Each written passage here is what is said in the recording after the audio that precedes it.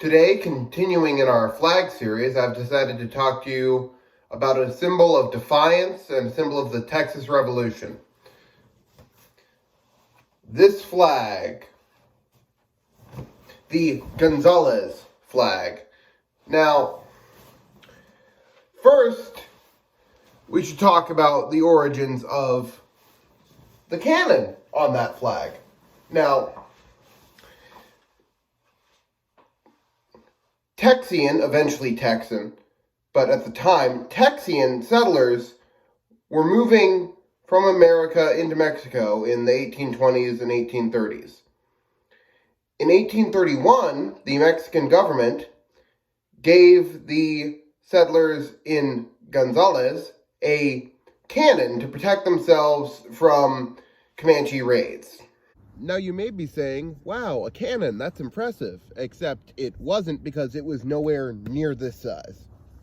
That cannon is a 12-pounder. The Gonzales cannon was a 1-pounder. Barely a cannon, more equivalent to a ship's swivel gun, and it was said about the cannon, it was good for little more than starting a horse race. This was, however, enough to startle the natives who were planning on raiding the area, so it did protect the town of Gonzales. The other benefit was that the cannon did make a big enough boom that the residents heard the cannon and were able to protect themselves from any native raids. Now, while protecting from natives was great, throughout the 1830s, there began to be problems with the Texans and the Mexicans no longer truly getting along. The Texians, at the time again, wanted to be governed separately. They didn't necessarily want independence, but they wanted separate governance. This led to, in 1835, 6 Mexican soldiers being sent to the town of Gonzales. The town had a meeting to decide whether or not they should hand over the cannon. They decided not to, with only 3 dissenting votes. And the Mexican soldiers were sent on their way. They returned to their commander, and he then dispatched 100 cavalrymen to go retrieve the cannon. During the time it took for the soldiers to return to their commander and that commander to organize a cavalry force, the Texians were gathering their own force. They went to neighboring towns and gathered a grand total of between 140 and 150 men. The exact total isn't certain. The Texians also used this time to destroy river crossings. There was a river between the command post that the soldiers came from and the town of Gonzales, and they destroyed any river crossings in a 10-mile area.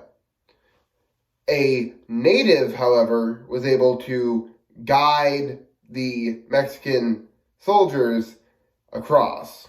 By the time the Mexican cavalrymen and the Texian militia met, the Texians had completed a crude version of this banner. The original banner does not survive. However, there is a legend that the white fabric that was used was a wedding dress, and they just sewed the design onto that.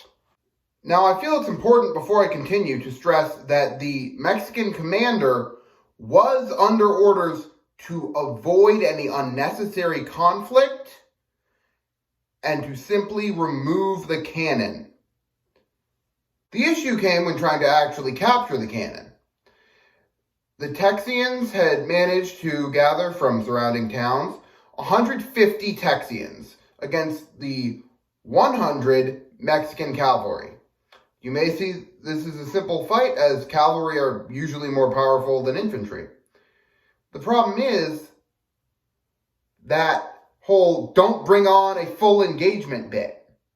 So the Texians basically just fired twice, and the Mexicans went away because they were ordered to not bring on a full engagement. This was seen as a victory because at the end of the day, the Texans had the field, even though the only casualties suffered were 1 Mexican injured, 1 killed. Now, I mentioned the Texans firing twice. Well, they did, but that was their muskets. They only fired the cannon once, and there were no cannonballs for it. So they had just stuffed nails down it, which, granted, is more effective than a cannonball at that range. This cannon was actually abandoned relatively quickly after the battle, as it truly did serve no more military purpose. But it had been used to make a stand and make a sign that would continue with the Texan spirit throughout the rest of the war and still to today.